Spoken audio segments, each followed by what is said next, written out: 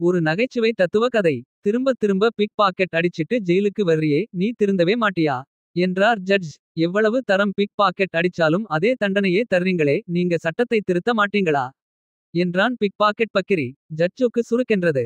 பக்கிரியை ஜெயிலுக்கு அழைத்து போகச் சொல்லிவிட்டு ஜெயிலரை தனியாக அழைத்து ஏதோ பேசினார் ஜட்ஜ்.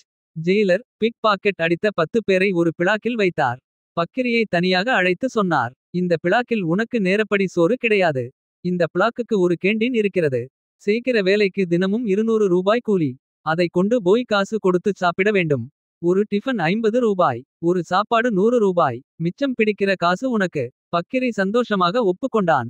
ஜெயிலர் மற்ற 9 பேரை தனியாக அழைத்தார். பக்கிரி கூலியை வாங்கிக்கிட்டு செல்லுக்கு போகிற வழியில அவனை பிக் பாக்கெட் அடிக்கிறது உங்க வேலை.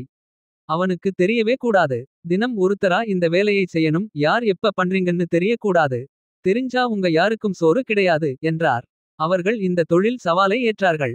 முதல் நாளே பக்கிரி பிக்பாக்கெட்டில் காசை விட்டான். எவ்வளவு கெஞ்சியும் அவனுக்கு இலவசமாய் டிஃபன் தரவில்லை.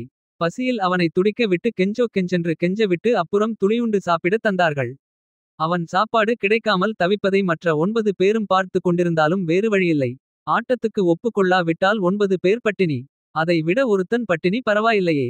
எல்லோரும் விடுதலை ஆகும் அன்று ஜட்ஜ் வந்தார். சட்டத்தையோ தண்டனையையோ கடுமையாக மாற்றுகிற அதிகாரம் எனக்கில்லை. ஆனால் ஜெயில் வழக்கங்களை முன் அனுமதியோடு பரீட்சார்த்தமாக மாற்றும் அதிகாரம் ஜெயிலருக்கு உண்டு. உங்கள் மனப்பாங்கு இப்போது எப்படி இருக்கிறது என்றார். ஒரு நாள் முழுக்க கஷ்டப்பட்டு சம்பாதிச்சதை ஒரு செகண்டில தட்டிக்கிட்டு போறது எவ்வளவு அக்கிரமம்னு இப்போ புரியுது. இனி பிக் பாக்கெட் அடிக்க எனக்கு மனசு வராது என்றான் பக்கிரி. பிக் பாக்கெட் கொடுத்தவன் பசியில துடிக்கிறதை பார்க்க சகிக்கலை. செத்தாலும் இனிமே பிக் பாக்கெட் அடிக்க மாட்டோம் என்றார்கள் மற்ற 9 பேரும். ஜட்ஜ் ஒரு திருக்குறள் அபிமானி. வள்ளுவர் சொன்னதைத்தான் அவர் செய்தார். தக்காங்கு நாடி தலைச்செல்லா வண்ணத்தால் ஒத்தாங்கு ஒருப்பது வேந்து. குற்றம் செய்யப்பட்ட சூழ்நிலையை ஆராய்ந்து குற்றவாளி மீண்டும் அத்தகைய குற்றத்தை செய்யாத வண்ணம் தண்டனை வழங்குகிறவன் தான் சிறந்த அரசன் ஆவான். Like, share, comment.